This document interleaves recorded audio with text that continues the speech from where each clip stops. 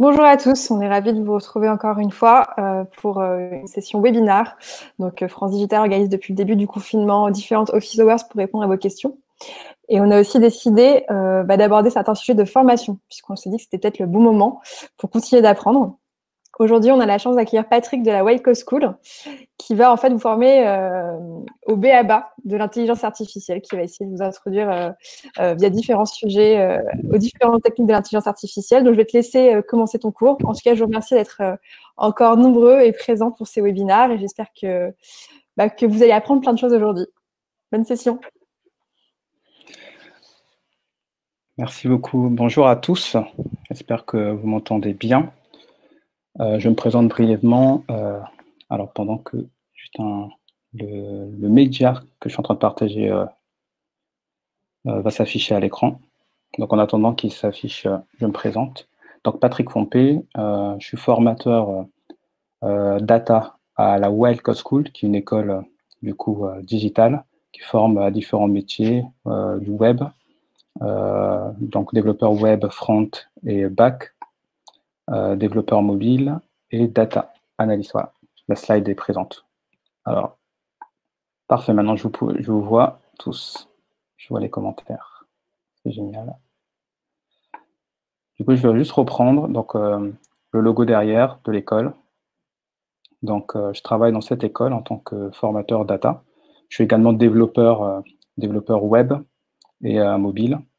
Et du coup, data scientist, en l'occurrence. Donc, l'objectif pour moi de ce webinaire, c'est de vous parler de la data science, mais en particulier pour le secteur de la santé, parce que, comme vous l'avez remarqué, on est en confinement à cause d'une épidémie. Et la data, qui est un domaine qui touche à beaucoup de choses, touche aussi, évidemment, au domaine de la santé. Et du coup, on va aborder quelques applications concrètes et avant, on va expliquer un petit peu ce que c'est que l'intelligence artificielle, ce que c'est que le machine learning, tous ces termes dont on entend des fois parler. Déjà, voilà, quelques mots sur l'école. Donc, l'école est composée de 24 campus répartis dans toute l'Europe, plus de 2500 alumni. C'est des formations qui sont courtes et professionnalisantes. L'objectif est d'être opérationnel en fait au bout de 5 mois environ pour les formations dev et data en l'occurrence. Et nous avons aussi ouvert une formation remote. On s'est rendu compte que c'était un besoin non pas directement lié au confinement, mais juste lié au fait que de plus en plus de personnes veulent se orienter dans l'informatique et n'ont pas forcément la possibilité de se rendre, de se déplacer dans un campus. Donc voilà, par rapport à l'école. Maintenant, par rapport à notre sujet, la raison pour laquelle vous êtes connectés, c'est du coup, on va parler de la data. La data en particulier en rapport avec le domaine de la santé. Mais avant, revenons au niveau des bases. Les datas sont partout. Alors, partout, qu'est-ce que ça veut dire?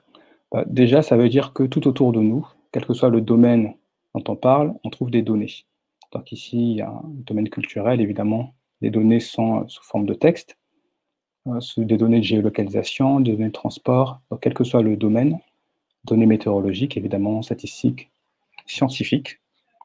Donc, quel que soit le domaine auquel on fait référence, on trouve des données quelque part.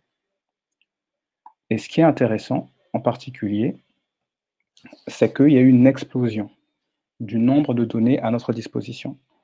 Alors, qu'est-ce que je veux dire par explosion? En fait, ce qui s'est passé, c'est qu'il y avait l'Internet, le web, pardon, on va dire 1.0 et le web 2.0. À l'origine, Internet était surtout un outil à destination des militaires. Donc, leur objectif était de permettre de créer un système décentralisé avec du coup une toile d'araignée en quelque sorte, des réseaux sous forme de toile d'araignée, avec des nœuds à certains endroits, au croisement des différents chemins. Et l'objectif était que si un des nœuds disparaissait, était attaqué, en temps de guerre par exemple, on pouvait quand même retrouver l'information associée au travers d'un autre chemin possible. Voilà la raison pour laquelle, entre autres, Internet avait été créé, donc une raison militaire. Et de la même façon, le web, qui était inventé bien plus tard, dans les années 90, par M. Tim Berners-Lee, son objectif à lui était de partager notamment des publications scientifiques. D'ailleurs, c'était, il me semble, le premier site web qui avait été créé. C'était un site web de partage d'articles scientifiques entre initiés, entre chercheurs. Donc, à la base, c'était ça, Internet et le web. C'était un usage militaire, un usage scientifique. Mais au bout d'un certain temps, on est passé à ce qu'on a appelé le web 2.0. Alors, qu'est-ce que c'est ce web 2.0? C'est un web qui est plus uniquement consultatif, mais il est maintenant participatif. Et participatif, ça signifie ce que vous voyez là, par exemple, une vidéo sur un site, le site que vous voulez, où on voit un chien en train de jouer du piano, ou des images, des mèmes, par exemple, dans lequel on a pas mal de choses. Ici, par exemple, c'est le fameux site Chuck Norris Fact, dans lequel on voit Chuck Norris on voit la phrase « Chuck Norris ne se mouille pas, c'est l'eau qui se Chuck Norris ». Des musiques également sont partagées, des logs. Bref, il y a eu une explosion du nombre de données à disposition parce que le web était devenu participatif. Aujourd'hui, des sites web, comme YouTube, n'ont d'intérêt que parce que les gens partagent des vidéos. Le site Twitter n'a d'intérêt que parce que les gens écrivent des choses, etc., etc. Donc, le nombre de contributeurs a littéralement explosé et le nombre de data stockées dans les bases de données de ces sites a littéralement explosé.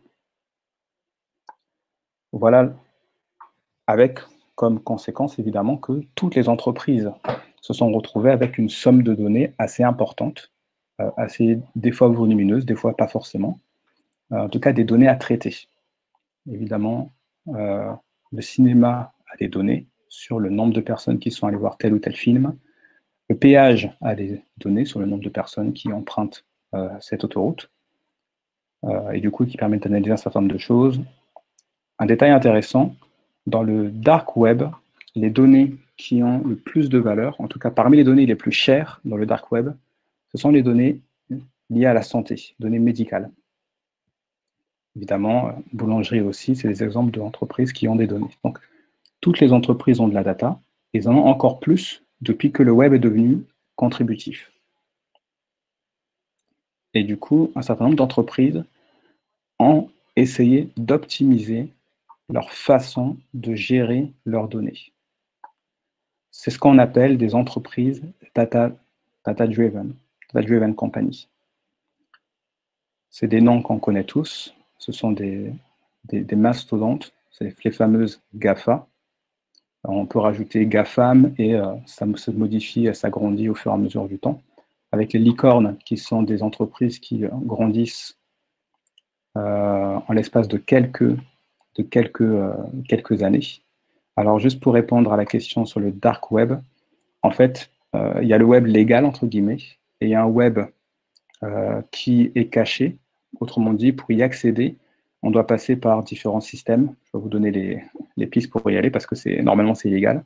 En tout cas, on doit contourner, on va dire, la façon habituelle de se connecter au web pour accéder à des contenus, à des pages web également, mais qui sont cachés et qui sont souvent illégales. Par exemple, on peut trouver sur ces pages web des données sur des sites de e-commerce de vente de drogue, par exemple, ou toute autre chose.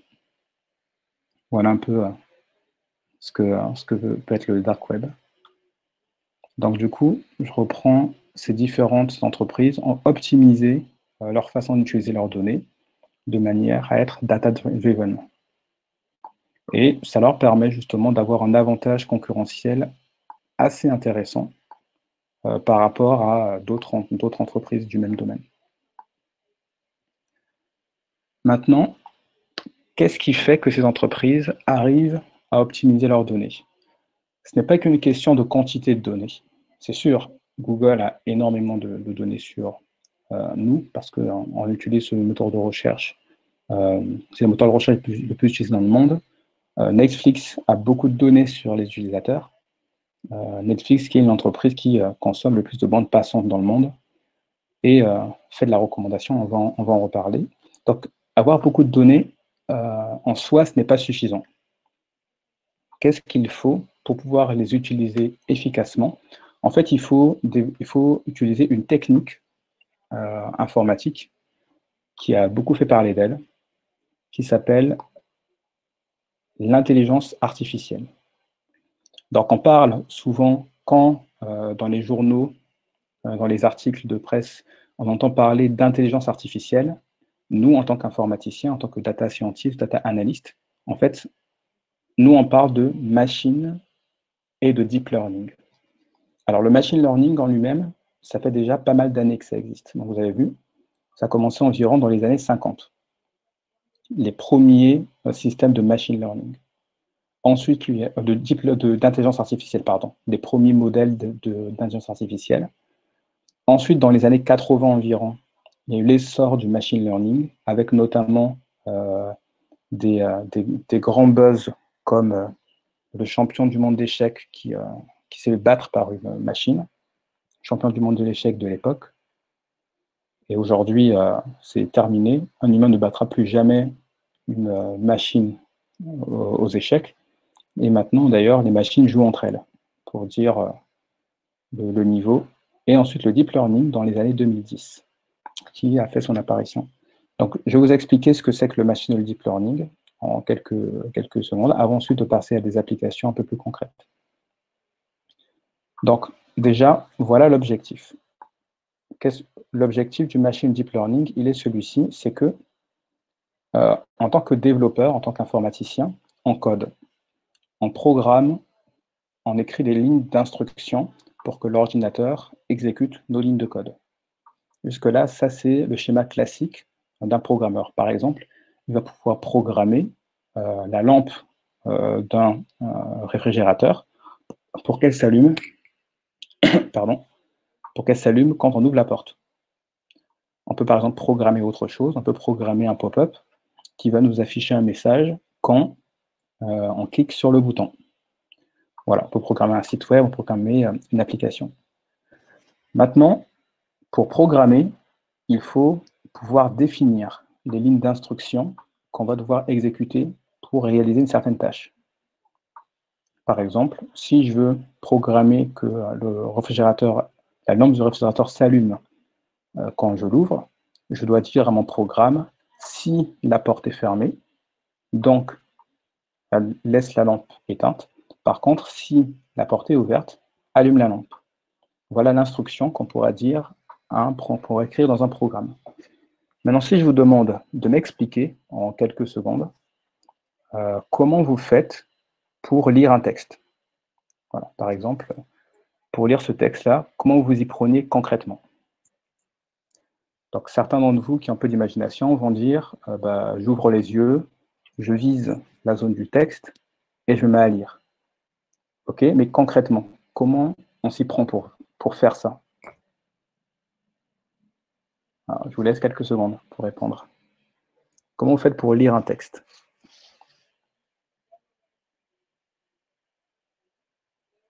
Il y a certains qui se lancent pour essayer de proposer une explication. Je veux bien, je suis preneur.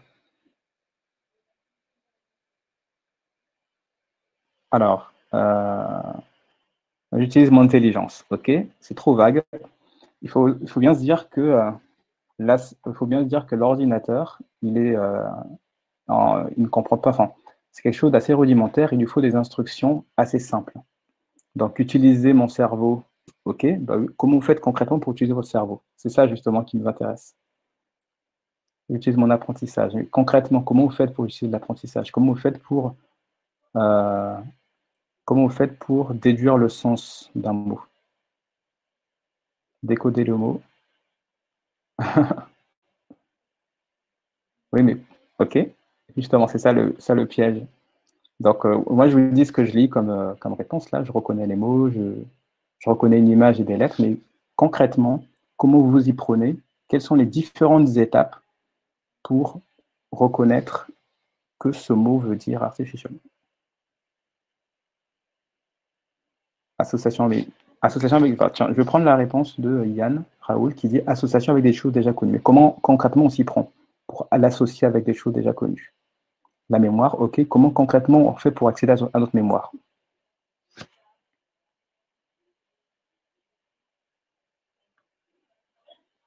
Je fais appel à ma mémoire. Et maintenant, comment concrètement on fait pour faire appel à sa mémoire? S'il fallait définir les différentes étapes pour y aller.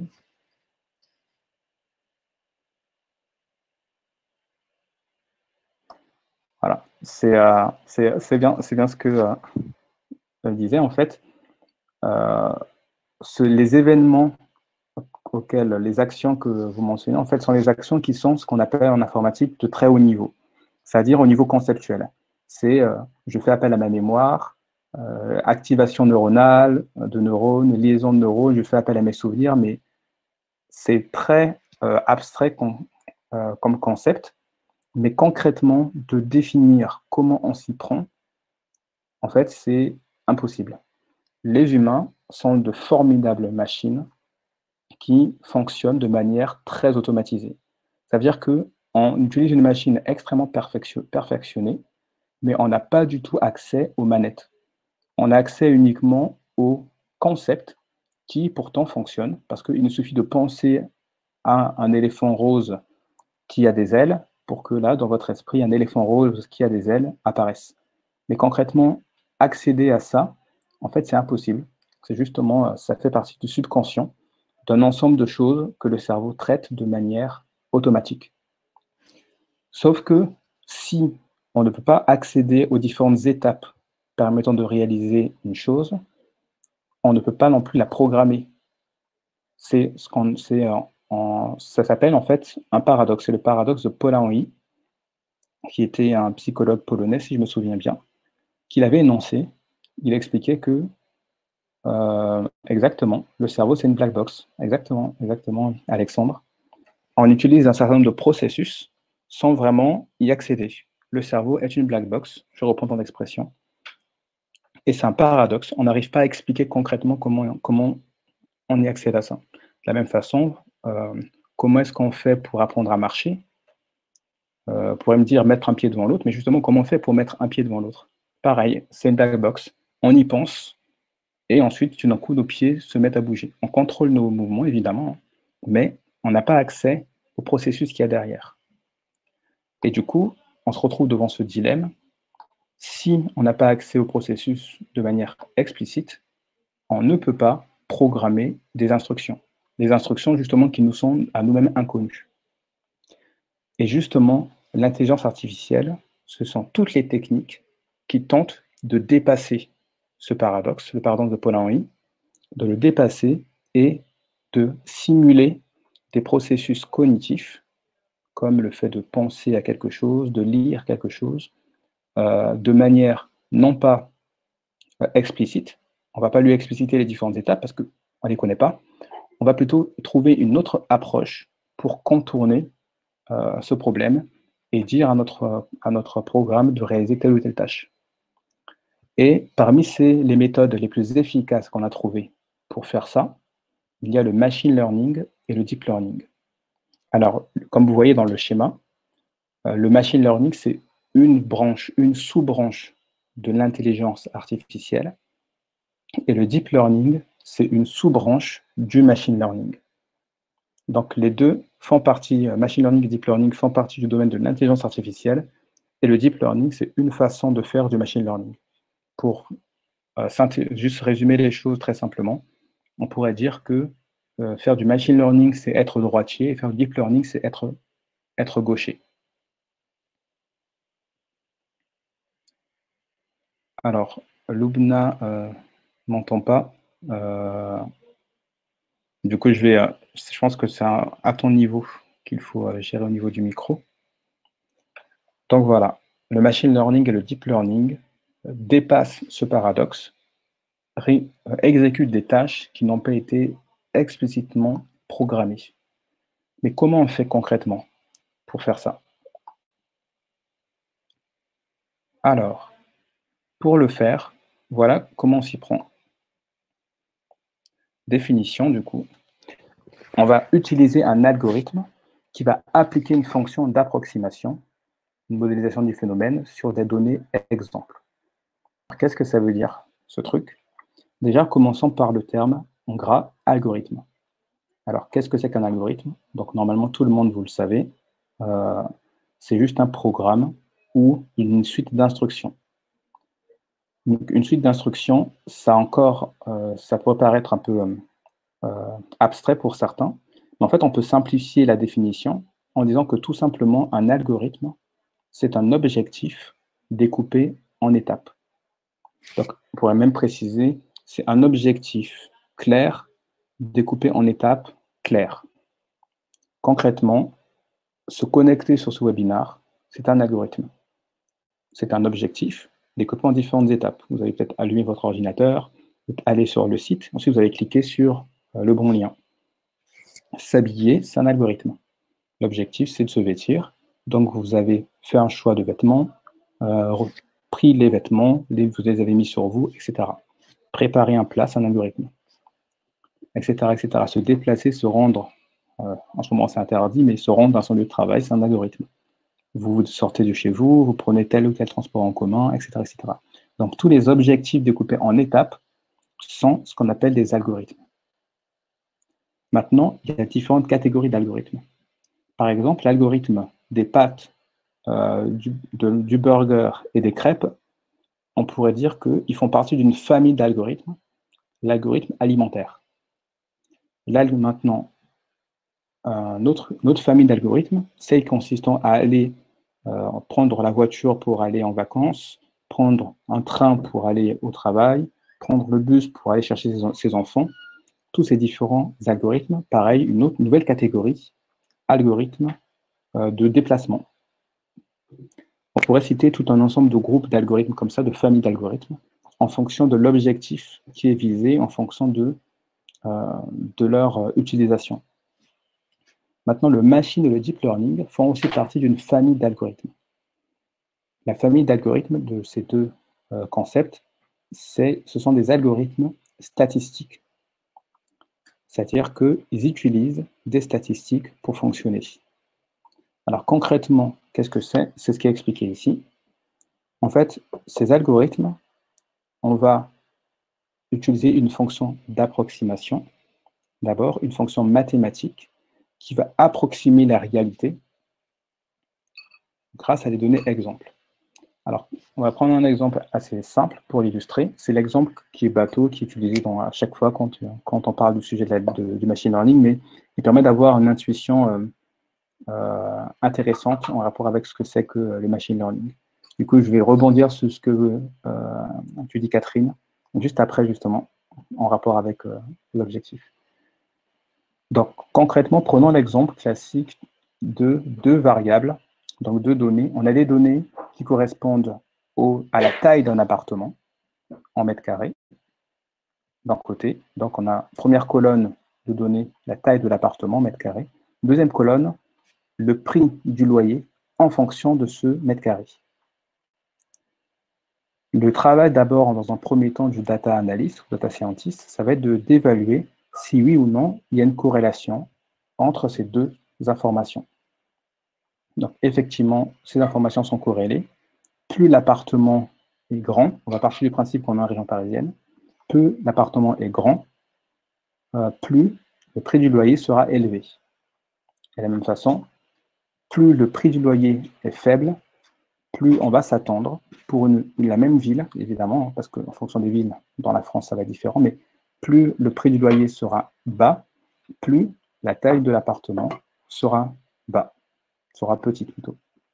Donc, il y a une corrélation entre les deux. Et en l'occurrence, il y a une corrélation linéaire entre les deux. Linéaire parce qu'elle peut être représentée par une droite qui va être pentue en fonction du degré de corrélation qu'il y a entre les deux. La pente représentera du coup le degré de corrélation. Et la droite, ça sera le modèle. Le modèle, c'est une droite. Et plus la droite, et en fait, on va pouvoir retrouver des prix de loyer en fonction de leur taille, grâce à une droite. Et en fait, sans vous en rendre compte, on vient de faire du machine learning ou du deep learning. On avait des données exemples. Les données exemples, c'était d'un côté le prix du loyer et de l'autre côté le prix de la taille en mètre carré de l'appartement. Une fonction d'approximation, c'est une droite. C'est une fonction d'approximation parce que le prix du loyer ne dépend pas que de la taille, évidemment, et ce n'est pas un phénomène totalement rectiligne pour autant. Du coup, c'est une approximation. Et ici, la droite, en fait, va se calibrer au niveau de sa pente. Elle va être plus ou moins inclinée en fonction des données exemples. Donc, ce que le programme va faire, un peu comme on le montre dans cette image, c'est qu'il va s'entraîner sur les données exemples. Ici, il y a X et Y, par exemple. Il va s'entraîner, il va se calibrer en fonction des données exemples qu'il a, et il va essayer de trouver la droite optimale qui passe au plus près de la majorité des données. Voilà un peu, pour essayer de simplifier, ce que c'est que le machine learning. Maintenant, pour reprendre ce que disait Catherine, on a un objectif à résoudre. Effectivement, c'est la prochaine slide. Quel est l'objectif? Alors, en fait, il y a 4 types d'objectifs. Est-ce qu'on veut faire de la classification ou est-ce qu'on veut faire de la régression? Est-ce qu'on fait de l'apprentissage, autrement dit du machine learning? Le learning, c'est l'apprentissage supervisé ou de l'apprentissage non supervisé. Alors, qu'est-ce que c'est que ces 4 termes? En fait, est-ce qu'on va se poser cette question avant d'utiliser un des algorithmes du machine learning ou du deep learning, parce qu'il y a un certain nombre d'algorithmes? On va d'abord se poser cette question. Est-ce que je veux détecter, est-ce que je veux prédire un nombre? Si c'est un nombre que je veux prédire, on dit, dans le domaine de l'intelligence artificielle, qu'on fait de la régression. On veut prédire un nombre. Maintenant, si je veux prédire une catégorie, non pas une variable numérique, mais une variable catégorielle, enfin, la variable catégorielle peut être numérique, mais en tout cas, elle fera référence à une catégorie. Si du coup, je veux faire prédire une variable catégorielle, dans ce cas, je fais de la classification. Je prédis une catégorie. Par exemple, pour la régression, l'exemple, ce sera, je veux connaître le prix de l'appartement en fonction de 5 mètres carrés.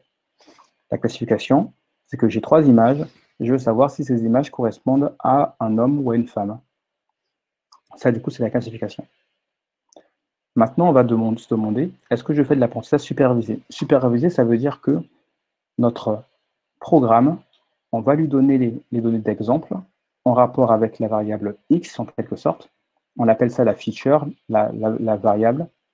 Par exemple, ici, ça sera la taille de l'appartement. Mais on va aussi les donner la variable Y, qui sera la cible, c'est-à-dire le mètre carré. Et le programme va s'entraîner en regardant les deux et en essayant de trouver le point commun qu'il y a entre les deux et de trouver la droite optimale en rapport avec le modèle qu'on a choisi, qui est une droite. Et il va essayer de choisir le modèle le plus optimal par rapport à ça. Donc là, c'est un apprentissage supervisé parce qu'on lui a montré à la fois les features, les variables sur lesquelles il va devoir s'entraîner, et en même temps, on lui a montré la cible. Et il regarde les deux. Vous pouvez le voir comme un robot qui va regarder l'image de l'homme, par exemple, pour reprendre la classification. Il va regarder l'image d'un homme et ensuite regarder une photo. Et ensuite, à côté, il va voir l'indication homme. Il regarde attentivement, il repose, il regarde une deuxième image, le visage de femme, et après, il voit ça indiqué femme. Et il fait ça pour un certain nombre d'images, plusieurs centaines de milliers d'images. Et une fois qu'il en a regardé plein comme ça, maintenant, on lui dit, voilà une nouvelle photo, devine. Est-ce que c'est un homme ou est-ce que c'est une femme? Donc là, c'est l'apprentissage supervisé. L'apprentissage non supervisé, c'est quand on lui donne uniquement un ensemble de variables X et on lui dit, c'est à toi de voir, à toi de savoir, de trouver des groupes à l'intérieur de ces données. À toi d'essayer de trouver une fonction de rangement qui va permettre de catégoriser tes données en fonction de tel ou tel groupe. Donc automatiquement, c'est lui qui va chercher quelque chose grâce à différentes fonctions de rangement. Et sur la base de ça, du coup, il va sortir des groupes, on les appelle des clusters, qui ont des caractéristiques souvent communes. Alors, question de Haddad, comment on va choisir notre modèle? En fait, on va choisir notre modèle en fonction, c'est cette slide, en fonction de l'objectif. Est-ce qu'on fait de la classification ou de la régression? Et ici, en fait, scikit-learn Scikit-learn, c'est un outil, on appelle c'est une bibliothèque de machine learning qui a été développée par des Français d'ailleurs, qui contient un ensemble de modèles prêts à l'emploi. Et ici, c'est sur le site de Scikit-learn qu'on trouve ça. On trouve différents modèles. Scikit-learn les appelle des estimateurs, mais c'est la même chose. Ce sont des modèles prêts à l'emploi en fonction de l'objectif. Et du coup, vous voyez, ici, c'est écrit régression, ici, c'est écrit classification, ici, c'est écrit clustering, et là, dimensionally reduction. Donc, régression, classification, clustering et réduction de dimension. Et en fonction de l'objectif qu'on se fixe, on va choisir les modèles qui se trouvent à l'intérieur de ces petites zones. Par exemple, si je fais de la régression, du coup, je peux utiliser le modèle du SGD régressor, je peux utiliser l'ElasticNet, je peux utiliser le SVN, je peux utiliser la Ridge Regression, etc. Si je fais de la classification, si mon objectif n'est pas de faire de la régression, c'est-à-dire de détecter un nombre, mais une catégorie, ben, je vais choisir parmi les algorithmes de classification qui existent. Naive Bayes, le K-nearest neighbor, Classifier, etc., etc. Voilà, je vais faire juste mon marché en quelque sorte. Évidemment, tous les algorithmes déjà implémentés ne se trouvent pas là. Il y en a encore plein d'autres qui se trouvent dans Scikit-learn, mais c'est quelques exemples d'algorithmes assez connus. Maintenant, si je veux faire du non supervisé, par exemple, du non supervisé, comme la question que pose Oxense, le non supervisé est beaucoup plus dur à apprendre du coup. En fait, oui et non. Ça va dépendre du type de données. Si dans nos données, l'algorithme trouve de manière évidente des catégories, donc quand on fait du non supervisé, en fait, on fait du clustering. Parce qu'on n'indique pas le Y, on connaît le X, mais on ne sait pas encore le Y. Et c'est à lui de trouver automatiquement des catégories. Donc des fois, en fait, c'est assez surprenant, mais le monde physique dans lequel nous évoluons, en fait, il est mathématiquement compatible. Il est même mathématiquement, comment dire, voilà, c'est ça, mathématiquement compatible. Je ne trouve pas le terme. Et il obéit à un certain nombre de lois qu'on découvre. Par exemple, la loi de, Fibonacci, par exemple, la suite de Fibonacci, qui modélise assez bien les phénomènes naturels. Le nombre d'or qui est connu parce qu'on le retrouve dans un grand nombre de structures naturelles. Donc tout un ensemble de choses, même l'univers, au niveau quantique, c'est-à-dire au niveau plus petit que l'atome, obéit à des lois probabilistes qui sont déjà connues de manière très efficace. C'est assez impressionnant comment on arrive à prédire avec quelque chose qui reste abstrait des mathématiques. C'est que dans notre tête, on voit rarement des deux se promener dans l'air libre comme ça. Mais ces concepts, en fait, qui sont mathématiques, ont un réel impact sur le monde matériel. Grâce à ça, le clustering est très efficace et assez efficace. Mais plus les données ne seront pas homogènes, plus facilement, en général, le clustering va pour réussir à les discriminer. Par exemple, si on montre un exemple de clustering, plusieurs photos, plusieurs données concernant des hommes et des femmes, si on leur donne, par exemple, comme information la pilosité au niveau du visage, assez facilement, l'algorithme va comprendre qu'il y a deux groupes distincts que je retrouve. Un groupe dont la pilosité plafonne à partir de tel nombre, et un autre groupe dont la pilosité va de tel nombre jusqu'à un nombre plus élevé. Après, évidemment, il ne faudra pas lui donner que l'information de la pilosité parce que les hommes se rasent aussi, donc ça sera un piège. Donc voilà, et tout un ensemble de choses derrière. Donc voilà, ça c'est pour le supervisé et le non supervisé. Maintenant, on va maintenant passer, après cette petite introduction, j'espère que j'ai perdu personne. Juste pour résumer les quelques mots, parce que ça va être important pour la suite de notre visio. Donc, je vais juste reprendre très brièvement. On parle des données, les données qui sont sous différentes formes, les entreprises data-driven qui utilisent leurs données de manière pertinente, l'intelligence artificielle qui a pour objectif de dépasser un paradoxe qui est que on n'arrive pas à expliquer de manière simple avec des instructions ce qu'on veut que l'ordinateur, le programme réalise. Et du coup, vu qu'on ne peut pas le faire, on va dire au programme, on va donner au programme un certain nombre de données sur lesquelles il va s'entraîner. Ce sont des données, ensuite on va appliquer à ces données un algorithme, des algorithmes qui font partie de la famille statistique, qu'on appelle les algorithmes statistiques, machine learning ou deep learning. Et sur la base de ces données, notre programme va s'entraîner, il va apprendre, après avoir ingurgité un nombre de données, à paramétrer la fonction d'approximation qui était utilisée. Je vous ai parlé de la fonction de droite, mais on pourrait utiliser d'autres fonctions, comme la fonction exponentielle, par exemple. Et une fois qu'il s'est paramétré, il est prêt à faire de la classification ou de la régression, et il est prêt à faire du supervisé ou du non supervisé. Il va s'entraîner sur la base des données pour pouvoir réaliser l'objectif qu'on lui aura fixé. Maintenant, quelles sont les applications? Les applications classiques du machine et deep learning, je vais vous montrer d'abord les applications classiques, celles les plus connues en général, celles les plus médiatisées. Après, ensuite, on parlera des applications dans le domaine de la santé. Première application, vous l'avez sûrement vu de nombreuses fois, c'est la reconnaissance d'images. La reconnaissance d'images au travers de caméras, au travers de différents systèmes. Et en ce moment, elle est très médiatisée, notamment en rapport avec, par exemple, les voitures autonomes. Les voitures autonomes sont déjà en circulation en France et vont très probablement être légalisées pour une raison toute simple, c'est que d'un point de vue éthique, dès que les voitures autonomes feront moins de morts, seront moins létales que des humains, il sera éthiquement discutable de laisser, entre guillemets, des morts se produire en ne laissant pas les voitures autonomes remplacer les humains. Et le fait est que nous, les humains, on est plutôt mauvais en termes de conduite. Et une voiture autonome n'aura pas beaucoup de mal à être moins mortelle, moins létale qu'un humain. Le fait est qu'on ne va pas attendre que la voiture autonome ne soit pas létale du tout pour la mettre en circulation.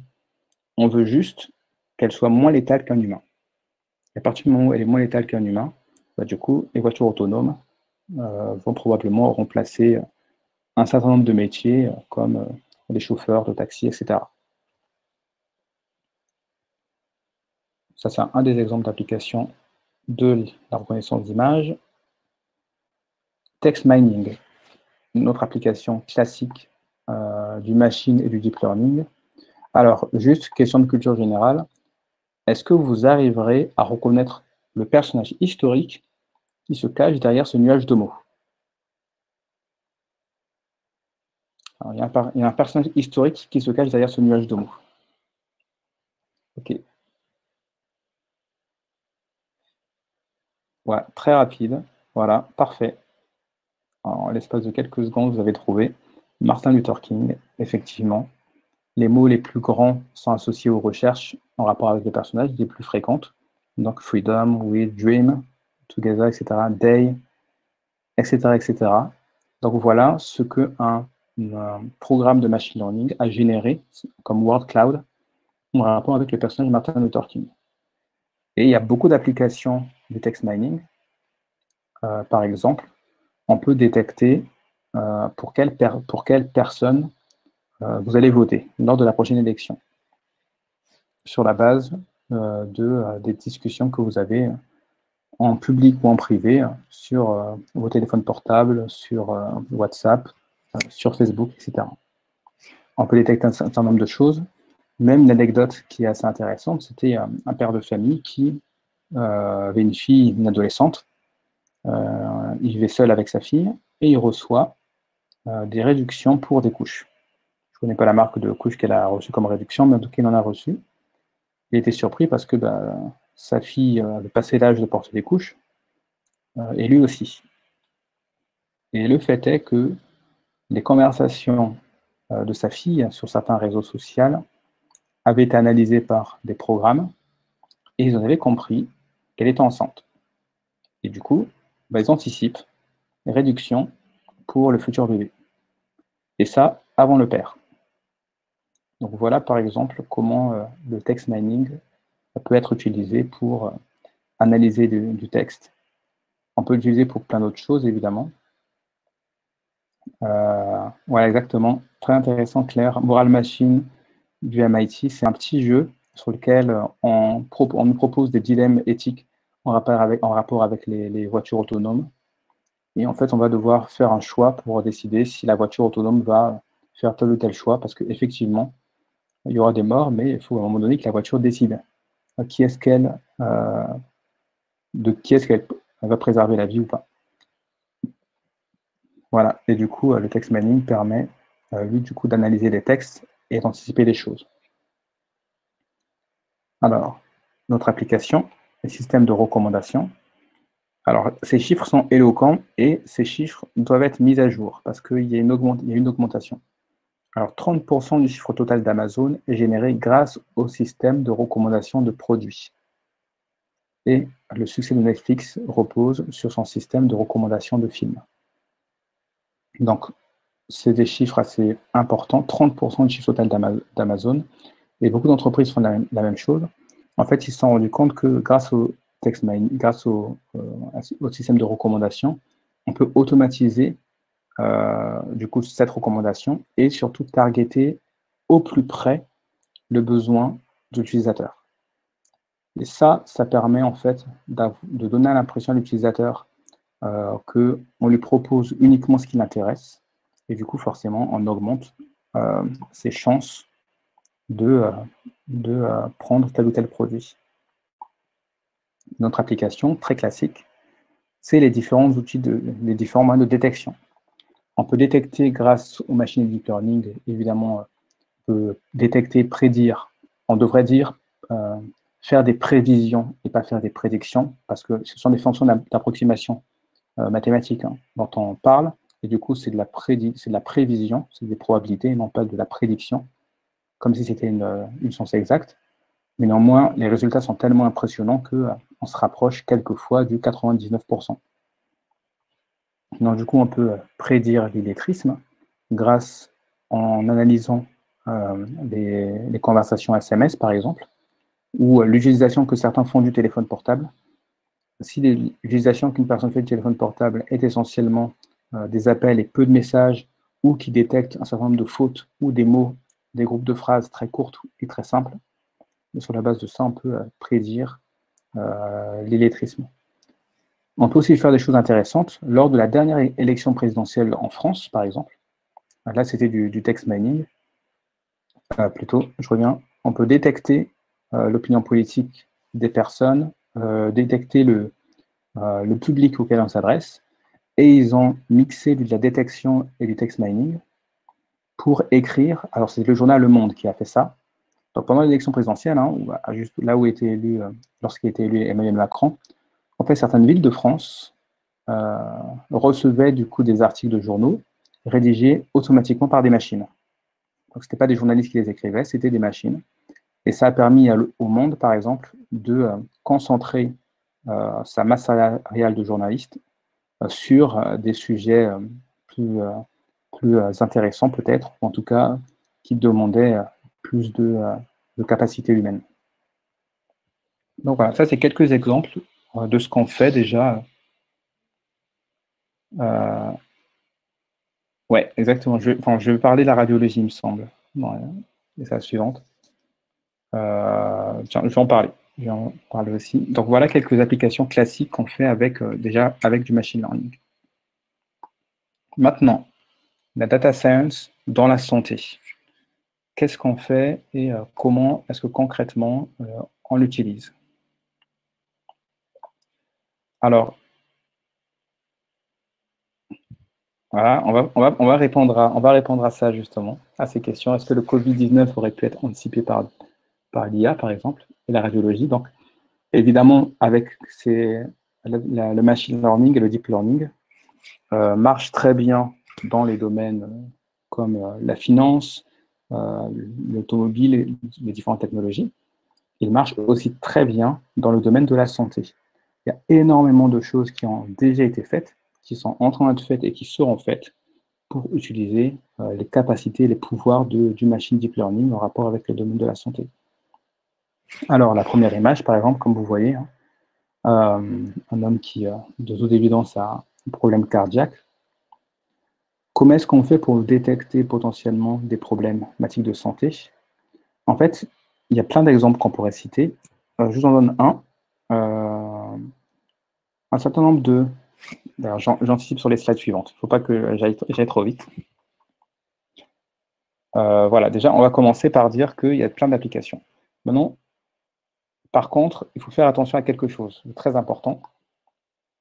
Vous avez sûrement vu passer ce genre d'article. Du coup, pour reprendre ce que dit Isabelle, donc Médecine du futur, un article qui date de juillet 2019, de l'Express, un vaccin contre la grippe conçu par l'intelligence artificielle testée sur l'homme. Ou un autre journal, Blue Dot, question d'actu, qui disait coronavirus, une intelligence artificielle avait repéré l'épidémie avant l'OMS.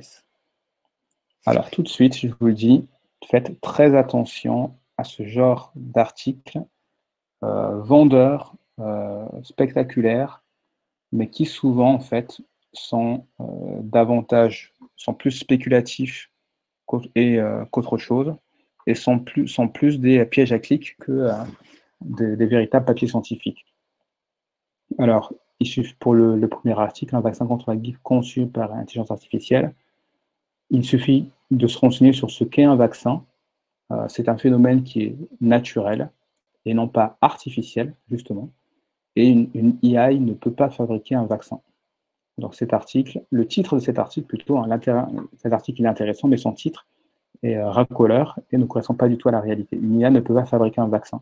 C'est un phénomène naturel qui se fait soit avec le temps, soit grâce aux anticorps que le corps va sécréter naturellement, ou alors grâce au travail justement des chercheurs actuels. Et de la même façon, l'intelligence artificielle avait repéré l'épidémie avant l'OMS. Alors, c'est possible, et on va voir des exemples de comment l'IA peut s'y prendre pour faire ça. Mais il faut toujours faire attention à certains articles un peu racoleurs. Je vais juste faire alerter sur ce genre de choses. C'est un peu la plaie dans un monde qui veut davantage parler de sensationnel que de choses réalistes. Alors, dans la santé, voilà une application classique, c'est prédire l'efficacité d'un traitement.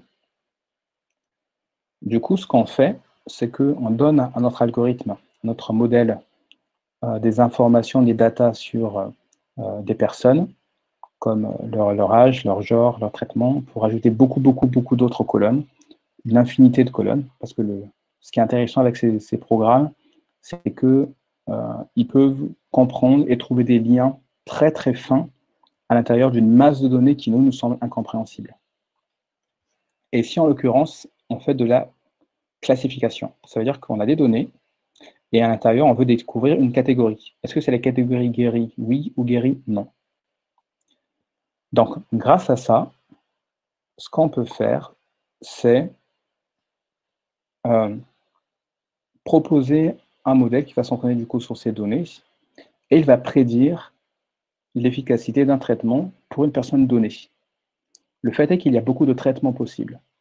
Et notre objectif, on veut maximiser le guéri, oui. On veut maximiser du coup le fait que cette personne guérisse. Et du coup, grâce au programme, du coup, le machine learning par exemple, qui s'est entraîné sur ces données, il va pouvoir trouver parmi des milliers de traitements possibles le meilleur traitement, celui qui va maximiser le nombre de guérisons pour une personne ou un groupe de personnes. Ça, typiquement, c'est un outil très intéressant entre les mains du coup des chercheurs en médecine.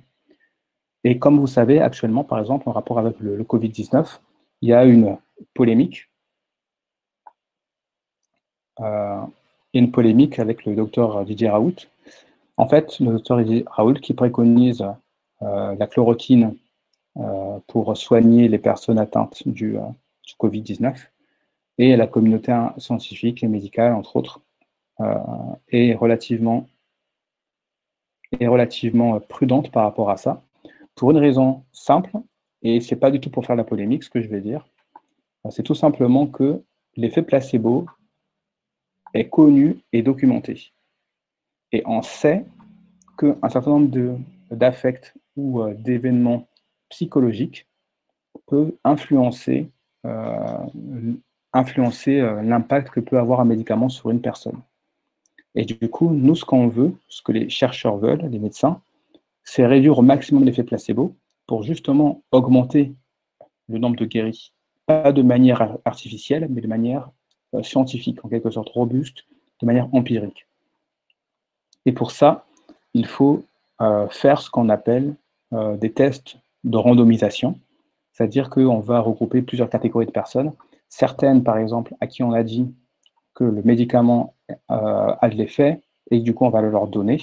D'autres à qui on va dire, par exemple, que c'était prouvé, que c'est bon, Didier Raoult a dit que le médicament, par exemple, n'a pas du tout d'effet. Un autre groupe à qui on va donner le médicament alors que c'est un placebo qui ne fait strictement rien, etc.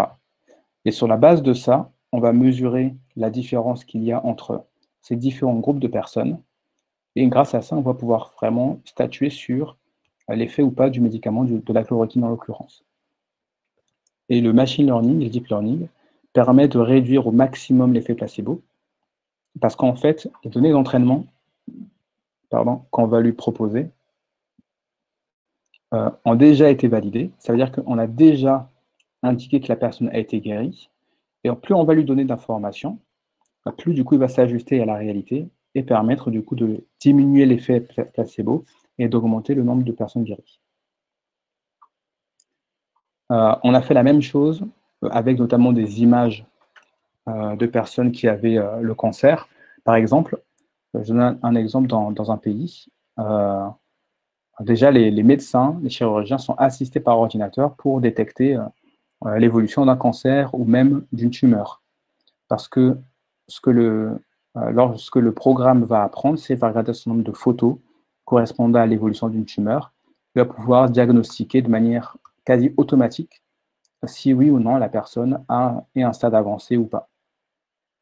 Un exemple similaire, c'est qu'en Inde, il y avait une problématique en rapport avec le diabète, parce qu'en fait, le diabète peut avoir comme complication la cécité, du coup rendre aveugle pour certaines personnes.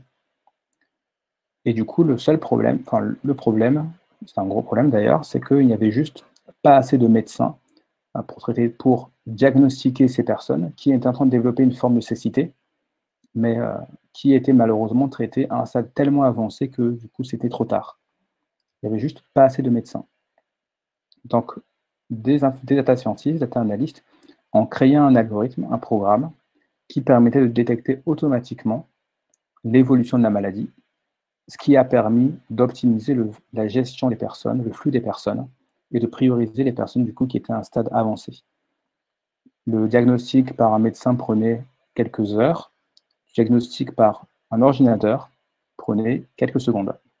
Vous imaginez le gain de temps énorme qui a été permis par cette technologie. Alors, je réponds juste aux deux questions. Alors, la différence entre régression statistique classique, en fait, c'est la même chose. C'est la régression statistique, c'est la régression linéaire que utilisent les data scientists et le machine learning. La seule différence, c'est que c'est l'algorithme, parce que la régression, c'est du coup, on choisit comme modèle une droite et non pas une courbe. Et l'idée, c'est de trouver la pente de cette droite. Est-ce qu'elle sera plutôt comme ça ou elle sera plutôt comme ça? Et le fait de trouver la pente optimale, c'est l'algorithme, c'est le programme qui va automatiquement le chercher et le trouver grâce aux données exemples. Il va essayer de minimiser l'erreur grâce à une pente optimale. Et le terme data science, en fait, il regroupe tout ce qui de près ou de loin permet une analyse empirique du monde sur la base de données et non pas sur la base de, on pourrait dire, l'intuition qui pourrait être son opposé. Donc c'est vraiment une approche basée sur des données, basée sur une approche empirique de la vie, même du monde, on pourrait dire. Et tout ce qui permet de près ou de loin de faire ça, bah, du coup, c'est la data science. Et en l'occurrence, le machine learning, qui se base sur des données, bah, du coup, c'est la data science. Autre exemple, prédire l'évolution d'une épidémie. Donc, vous voyez l'image. En fait, ce qui est intéressant avec ça, c'est que le domaine aérien, c'est un domaine qui possède énormément de données. Et l'objectif est de les analyser, d'analyser ces flux, les flux de population pour prédire l'évolution, par exemple, d'une épidémie. On utilise pour cela toujours des modèles de régression, en l'occurrence, vu qu'on veut prédire le nombre de personnes qui seront infectées. Et on va aussi utiliser des programmes, des algorithmes d'optimisation pour optimiser les prédictions en fonction du temps. Et on va utiliser des algorithmes, notamment probabilistes, de machine learning ou de deep learning pour faire cette prédiction. L'objectif, évidemment, c'est de prédire l'évolution de l'épidémie et de permettre à un État, comme la France, de savoir exactement le nombre de masques dont on aurait eu besoin, dont les services médicaux auraient eu besoin pour faire face à cette crise. Donc, beaucoup de choses sont faites dans ce sens, et les modèles sont très, très performants quand ils sont utilisés et quand on a les données à disposition. Voilà un autre exemple. Détecter des clusters. Alors, dans le cas d'une épidémie, la détection de clusters est très importante. En fait, parce que le cluster, c'est de lui que va démarrer, dans le cas d'une épidémie, c'est de lui que c'est via lui que va se propager le virus. Et si on arrive à le détecter, on connaîtra le foyer épidémique. Et sur la base de ça, on saura exactement quelle est la zone peut-être à confiner. Est-ce que ça a été fait? Ça a été fait en Chine. C'est justement l'une des raisons pour lesquelles Wuhan a été confiné et cette zone précise a été choisie. De la même façon, comment est-ce qu'on peut s'y prendre? On utilise plusieurs des techniques, on utilise du text mining par exemple. Concrètement, on va partir du principe qu'on va donner à notre programme des centaines de milliers, voire de millions, milliards de phrases à analyser. Et à un moment donné, il va se rendre compte que, en général, quand ce mot se retrouve quand il y a ce mot et ce mot, le mot qui suit sera celui-ci. C'est comme ça que fonctionne notamment l'autocomplétion quand on fait des recherches sur Internet. Ou sur notre téléphone, par exemple. Mais ce qui est plus intéressant, c'est qu'il va aussi analyser la probabilité qu'un ensemble de mots apparaissent et se retrouvent ensemble.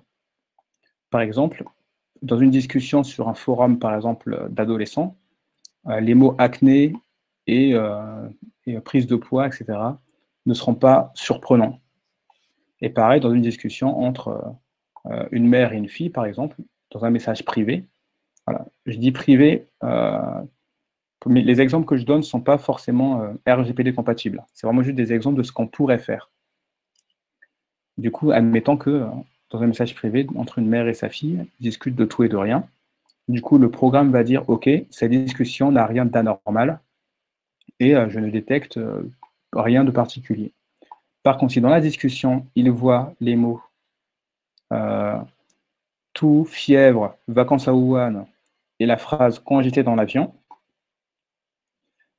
et qu'il voit cette phrase un certain nombre de fois entre différentes personnes, il va se dire « alerte, voici un cluster ». Si on lui dit on lui indique le nombre de mots, les différents mots-clés qui correspondent du coup à la situation. Donc grâce à ce genre de choses, en fait, on peut détecter automatiquement des clusters, soit grâce aux conversations qu'ils ont eues, ou grâce à tout un ensemble d'autres outils. Donc d'ailleurs, ce qui est intéressant, c'est de bien se rendre compte que là, je vous montre des applications, mais souvent, on combine toutes les techniques de machine learning et deep learning dont je vous ai parlé. On fait à la fois détection d'images, prédiction sur le trafic aérien, en termes de flux, clustering au niveau des messages. On mélange tout ça en même temps pour avoir quelque chose de robuste en termes de prédiction. Voilà une autre application, l'analyse et l'exploration du génome. On va finir sur cet exemple. Alors, là, ce que vous voyez à l'écran, c'est le génome du coronavirus. Il a été entièrement décodé par le N, alors que je me souvienne bien, c'est le NCBI. Et si vous allez sur le site du NCBI, vous pouvez avoir accès au génome entier du coronavirus. Maintenant, quel est l'intérêt de décrire ce génome. En fait, il va permettre de comprendre le virus, à quoi il ressemble, quelles sont ses protéines, etc. Parce que ce qu'il faut savoir, c'est qu'une protéine a une forme tridimensionnelle. C'est sa forme tridimensionnelle, d'ailleurs, à la protéine, qui lui donne sa spécificité et ses aptitudes. Et actuellement, les chercheurs ont décodé l'ADN d'un certain nombre de choses, et ce qu'ils veulent, et ils ont, sur la base de la détection d'ADN, ils ont aussi pu, grâce à des microscopes ultra puissants, visualiser la forme géométrique qui est décrite dans ce code qui, pour nous, est totalement incompréhensible, le code ADN du virus. Et l'objectif est que, au fur et à mesure qu'ils vont trouver, qu'ils vont décrire la forme géométrique des protéines présentes dans le virus, qu'ils puissent être en mesure de potentiellement visualiser en 3D le virus et fabriquer des adjuvants, par exemple, ou fabriquer des vaccins qui seront du coup efficaces contre un nouveau virus, par exemple. Donc, grâce à ça, on va pouvoir comprendre le virus, analyser, automatiquement détecter sa forme géométrique, et du coup fabriquer des traitements contre lui. Beaucoup d'applications sont intéressantes. Par exemple, en Australie, il y a quelque temps, un laboratoire australien, que je vous retrouve, a trouvé un adjuvant efficace contre le vaccin de la grippe. Parce que le vaccin de la grippe, c'est un des virus qui touche le plus de monde tous les ans. Et du coup, en analysant son génome, ils se sont rendus compte que ça correspondait au génome d'une autre protéine qui avait une forme géométrique particulière. Et automatiquement, le programme a compris ça, a fait le lien entre les deux, et a proposé ensuite des options d'adjuvants. Donc voilà quelques exemples de ce qu'on peut faire dans le cadre de la médecine. Il y a beaucoup d'autres applications dont je n'ai pas parlé, mais c'est très efficace. Et clairement, l'avenir de la médecine se joue sur le terrain de l'intelligence artificielle actuellement. Voilà. Merci de votre attention. Est-ce que vous avez d'autres questions ?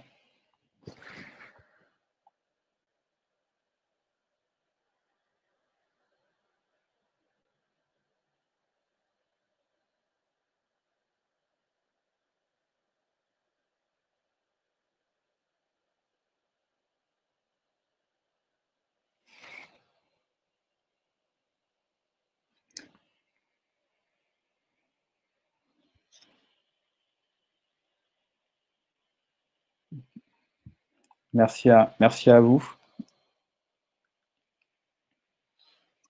Bonjour Patrick. Bonjour. Je fermerai le webinaire. Ok, super. C'était super intéressant. J'ai eu en note perso aussi des très bons retours. Merci beaucoup en tout cas. Ok, avec plaisir. Ton expertise et tout ça. N'hésitez pas, si vous avez des messages à faire passer, des questions à poser. Par exemple, Guillaume qui dit après le machine learning et le deep learning, what's next?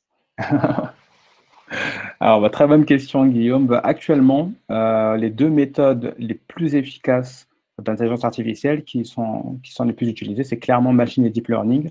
Il y a un autre qui est très utilisé aussi en ce moment et qui est en train de monter, ça s'appelle le reinforcement learning, le renforcement, l'apprentissage par renforcement. En fait, sans rentrer dans les détails, concrètement, le machine learning, ce qu'on lui fait, c'est on lui donne des données exemples, données X et données Y. Il va s'entraîner dessus en choisissant un modèle que nous, on aura décidé. Et il va essayer de maximiser la prédiction entre le X et la cible, Y. Le deep learning, c'est un peu différent. On va dire, on va donner des données en entrée et en sortie.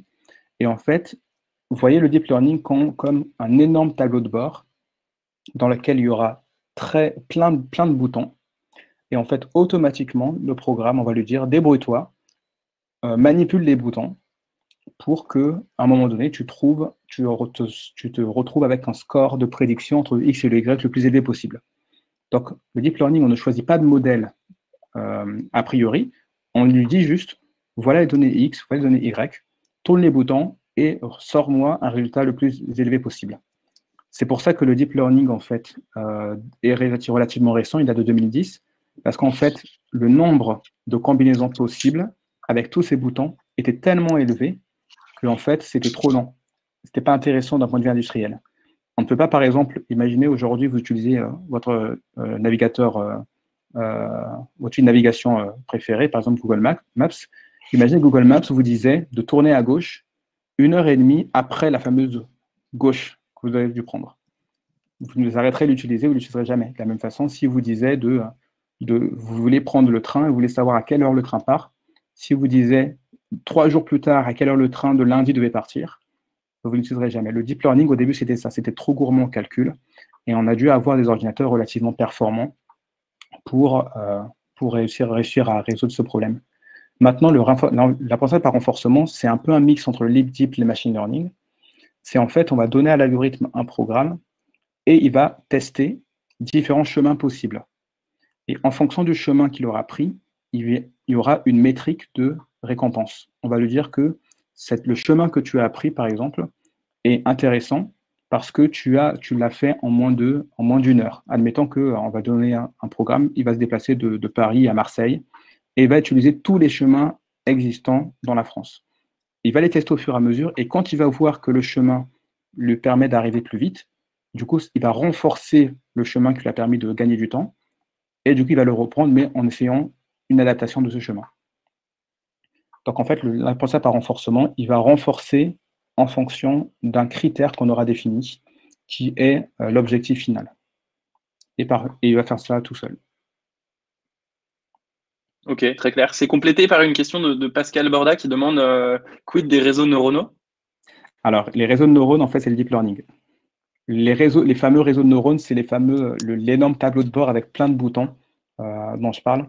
En fait, c'est ça un réseau de neurones qui va à l'intérieur, en fonction des couches de neurones, ils vont se transmettre des informations et vont s'ajuster de manière automatique pour arriver à un résultat. Okay. Donc, quand on dit réseau de neurones, c'est deep learning. J'ai une dernière question, je pense, de Céline Touraine. Comment aborder l'IA dans nos projets? Donc, je pense, comment est-ce qu'on peut implémenter un peu plus d'intelligence artificielle dans nos projets déjà existants? Alors, très, très intéressant. En fait, ce qu'il faut se dire, c'est que l'IA vient automatiser des tâches qui avant n'étaient possibles que par l'être humain. Okay. Et il y a des exemples, et c'est assez hallucinant. L'IA est capable, par exemple, de dessiner une pochette d'album, ou de produire une musique, ou même de faire beaucoup de choses assez impressionnantes. Et en fait, les use cases existent déjà, il y en a énormément, et moi je vous conseille une chaîne YouTube qui est très intéressante par rapport à ça.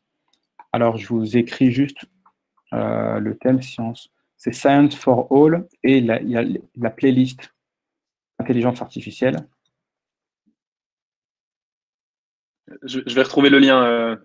Ok, bah, parfait. Donc c'est Science for All, Okay.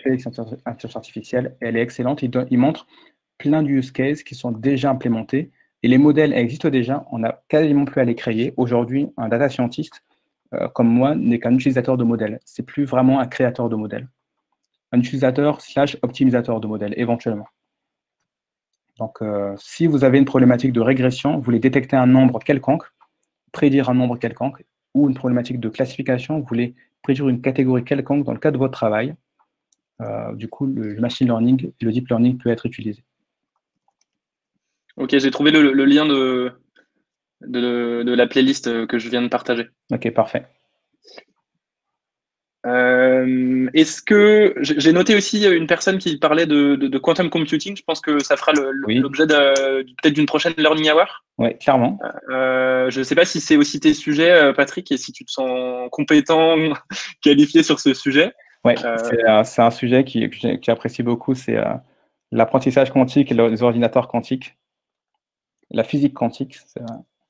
Ouais, clairement. Bah, écoute, tu seras le bienvenu. Je vais noter ça sur un côté pour le garder en tête. Okay. Et je prends une dernière question de Marie Valette. Est-ce que le deep learning fonctionne sur des sujets non contenus? continue, pardon. Okay. Exemple, la prédiction de prix pour les soldes avec le coronavirus. Et ça marche très bien même dans ces domaines-là parce qu'en fait, un certain nombre de modèles s'il y a plusieurs modèles de prédiction, en fait, c'est parce que ces modèles utilisent des techniques un peu différentes. Et par exemple, il y a ce qu'on a les modèles du naive Bayes qui utilisent les mathématiques bayésiennes, qui en fait sont des mathématiques probabilistes.